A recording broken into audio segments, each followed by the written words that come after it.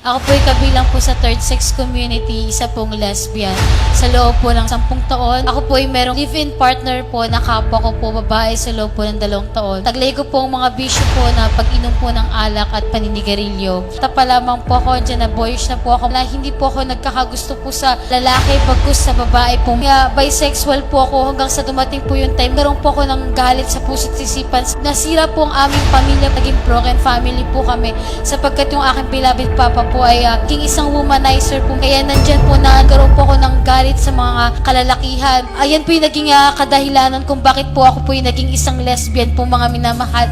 Ngunit nang nakilala ko po ang mahal na Panginoong Sus sa banal na gawain na ito, sa kahabagan po ng ating pinakamamahal na Panginoong Sus, nang tanggapin ko po ang bautismo sa pangalan nating mahal na Panginoon.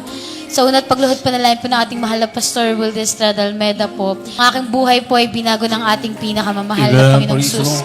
Yung aking live-in partner po na kapwa ko po babae, sinama ko po siya sa banal na gawain nito. Kung ano po yung himala ng mahal na Panginoong Sus sa aking buhay na nabuksan po ang aking puso't pangunawa na sumunod sa kalooban ng ating pinakamamahal na Panginoong Sus. Sa kabagat po ng mahal na Panginoon, ganun din po yung nangyari po sa kanya.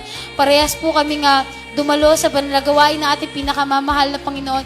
Ngayon po, nasa dako na po siya ng Isabela po. Meron na po siyang sariling pamilya po sa kabagan ng ating pinakamamahal na Panginoon. Way back July 2017, karoon po ako ng karamdaman po na depression po. Dahil out of control na po ako mga minamahal, dinala po ako sa mental hospital sa Mandaluyong po. Dito ko po lalong napatunayan na ang mahal na Panginoong Sus ang siyang dakilang manggagamot lahat ng uri ng karamdaman.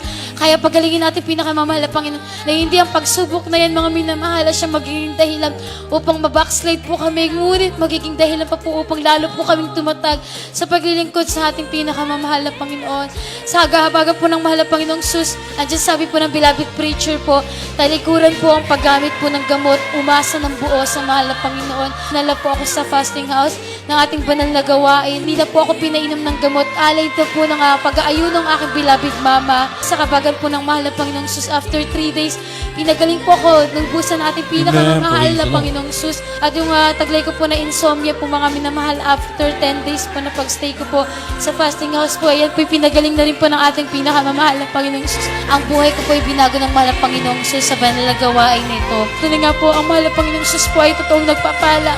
Sa oras po ng kagipitan, di po tayo pababayaan ng mahal na Panginoon. Kaya po tuloy po mga minamahal, wala pong dahilan upang tayo po ay tumalikod sa paglilingkod sa ating pinakamamahal na Panginoon. Unang kapulihan, pagpasalamat, pagdadakila at tangis sa ating pinakamamahal na Panginoon Sus po lamang. Hallelujah.